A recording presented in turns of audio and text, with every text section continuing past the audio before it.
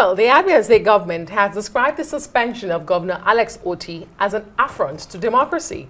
In a statement, the governor's special advisor on media and publicity described Abure as a man desperate to use Governor Otti's name to advance his self-serving economic agenda. He called on the police to arrest Abure and on the electoral body INEC to ensure the full implementation of the Supreme Court judgment. Well, let's bring in Senior Advocate of Nigeria, Oba Maduabuchi, for the legal angle to this lingering crisis in the Labour Party. Thank you so much for joining us. Thank you very much. It's always a pleasure. It doesn't seem to end. But, I mean, from the legal point of view, are you surprised that despite the Supreme Court saying to your tent, O Israel, go and solve your crisis, we are still here? Both factions continue to misinterpret the CTC of the Supreme Court, and you have a faction now suspending a sitting governor and federal lawmakers.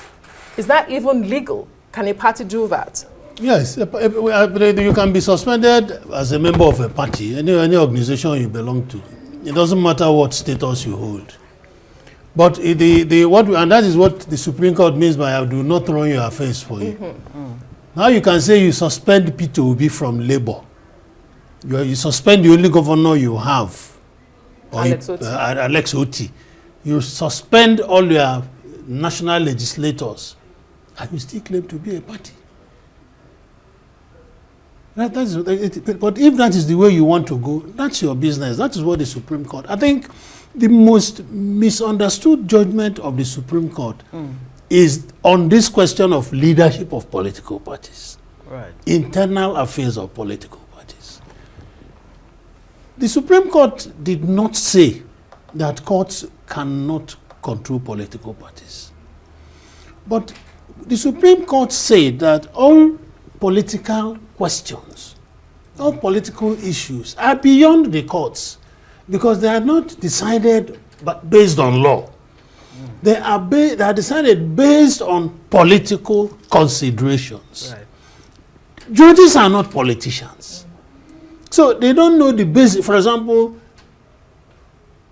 when Tinubu had a coalition with Buhari, he ceded the presidency to him, even though Tinubu had 5 governors. But he knew that there was something Buhari had, which he needed, 12 million votes. Yes. Which if he added to his own 5 or 7 million votes, they would remove PDP.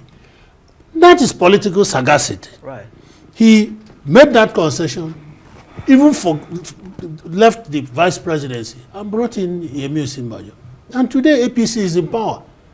That is what the Supreme Court is saying. We don't decide things like that for you. So with the Supreme Court ruling on this, we expected that the Supreme Court judgment would clearly and deepen democracy. Yes. Or but now it looks like it has even deepened the crisis within the Labour Party. Yes. In a way that we don't even know who exactly is the Labour Party. When you say somebody is suspended and then you refer to the person as a former member of the party, it's confusing. So what does the Supreme Court need to come out clearly again to say, look, this is the Supreme Court ruling on this? Yes. So what exactly? I mean, yes. You see, I did Oku and Ume about 10, 13 years ago. It was on between Oku and Victor Ume, who was the national chairman of APGA. We took it to the Supreme Court. The Supreme Court did not strike it out, saying that it's the internal affairs of a political party. Because what I raised was that Ume had overstayed his welcome. He was elected and has spent the 8 years allowed by the constitution of the party. So that raised a legal issue. The legality of his continued stay in office. The question, how did this man get to this point? Issues that raise questions of legality, constitutionality. The courts have consistently, the Supreme Court has consistently said we can go into it.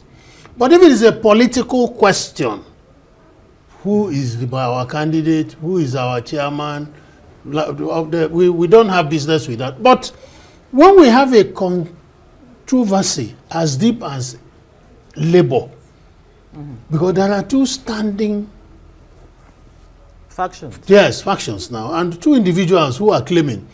Nenadi is claiming to be the leader. Now Abure is claiming to be the leader. Don't forget that once a political party is registered, it deposits its constitution with INEC, according to the Nigerian constitution. Right. It is not cosmetic. It's not for decoration. Yes, it's not for decoration. It is because INEC will have that constitution.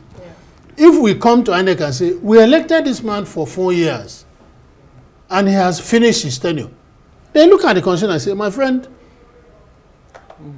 you have finished your tenure, so what are you doing here? You know, as you were speaking, I went to the INEC website, except, their web developer has refused to update it, which I don't think is the case. But looking at the INEC website, this minute, this second, yes, it is recognizing Barrister Julius Abure, in brackets, by court order, as the national chairman of the Labour Party. It's on the website of INEC.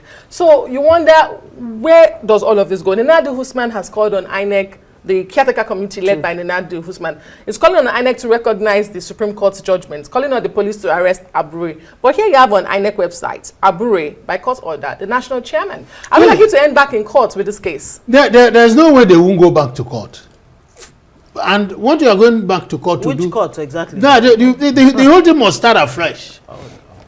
Yeah, it is impossible for you not to start afresh because of the stance of the two contestants. Nobody is yielding an inch. Nobody is yielding an inch. And INEC has said by court order. I am not aware of any court order. Yeah, that's on the website. It's right there.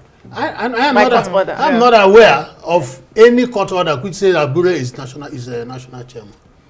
What the Supreme Court, the highest court of the land, said is, go and sort your issues politically. It's a political issue. It's not our issue. So INEC may be misleading the public with what it has put there yes, on its website. Yes, okay. There is no court order. I'm not aware. But does INEC have any role here? Since Nenadi Usman is saying, look, INEC, can you step in and really resolve this? Who do you recognize as the electoral umpire is the true leadership of Labour Party? INEC has already said it's Abure. And if you are running an election tomorrow, and Abure does not sign your nomination, you will not run an election in Nigeria. So if they have to go back to court, who exactly will go to court? It is of course, Nenadi Usman faction must go to court.